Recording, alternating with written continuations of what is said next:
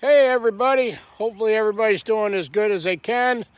Turkey season's coming up in a few weeks, so I was starting to go through stuff, and I guess like most hobbies, if you do it long enough, you collect a lot of odds and ends, and those odds and ends then become a collection. So I thought this morning I'd share my collection of turkey call odds and ends with everybody.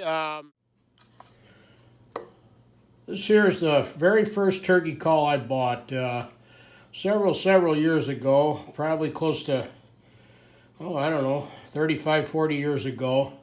I decided to take up turkey hunting after my brother had done a little bit of it, and it looked interesting, and I thought I'd take it up. Well, back then, there was nowhere near the amount of calls available as there is today. So I went to the local sporting goods shop, and they had a section of turkey hunting stuff, probably about a foot long, devoted in one shelf.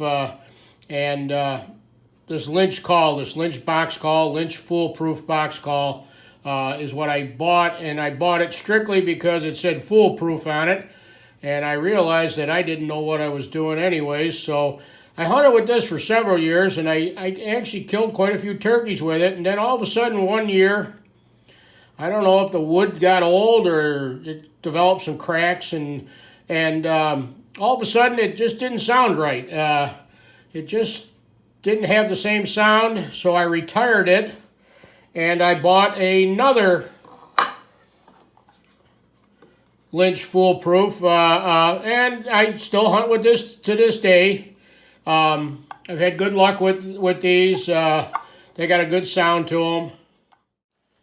Back in the 80s, my brother Carl was quite involved with the Wild Turkey Federation, and I used to attend a lot of their banquets and stuff. And Carl, being a woodworker, started making box calls, and he's in this here book, Turkey Call Makers, Past and Present, by Earl Mickle. And here's a couple examples of a couple of his box calls. Here's one with New York State inlaid in the lid. And here's another one that made of chestnut. I'm fortunate enough to have these. Carl never sold calls. He strictly made them as donations to organizations such as the Wild Turkey Federation. And they're quite rare. He stopped making them. He doesn't make them anymore, so they're quite rare. Carl also made what they call owl hooter. And it's used to locate turkeys in the morning. And the turkeys will gobble back to it, hopefully, and then they, you know, where they're roosted. Again, this one I still use to this day. It's got a great sound to it. Much better than a lot of the plastic ones that are on the market now. Here's a neat little call that I got from a fellow by the name of Alex Williams down in Georgia. And here's one with some nice wood burning on the lid. I got this from a fellow down in Alabama.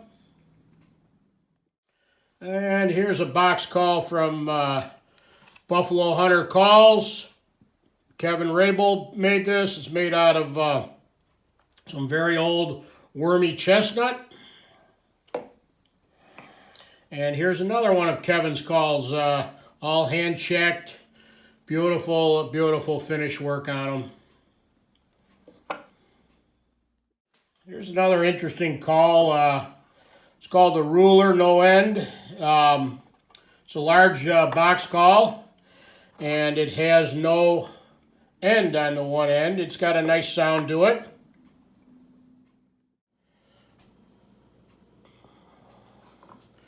I did dabble in making a few calls myself.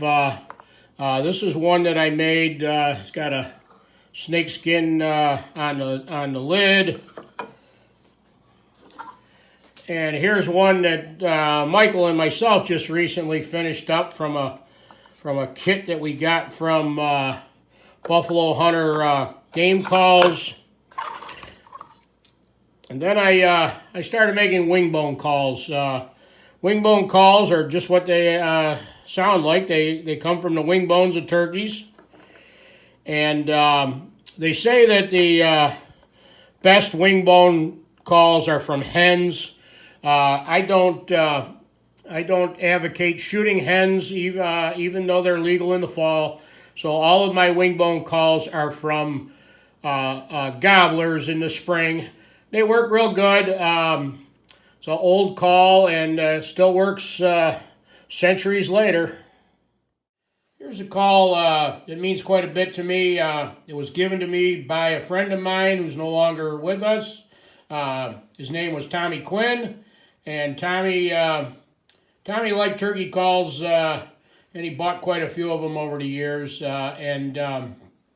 He gave me this call, and Tommy kind of had the nickname as the boss gobbler up at the archery club, so I put this little inscription on the bottom of the call, and from time to time I take it out with me turkey hunting. These calls here are pretty easy to use for a beginner. They're a little push button call. They're quite effective. This one here is a kind of unique call, Durell, and that's my wife's favorite call. She uses it all the time. Let's see if I can get it to...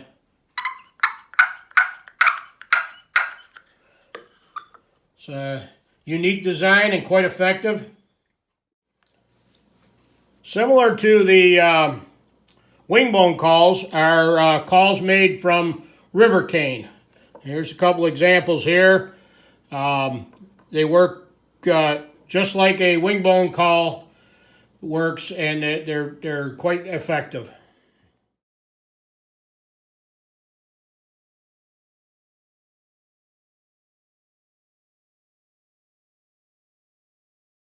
In my collection, I've got a couple of very unique ones. I have the world's smallest wing bone call and the world's largest wing bone call.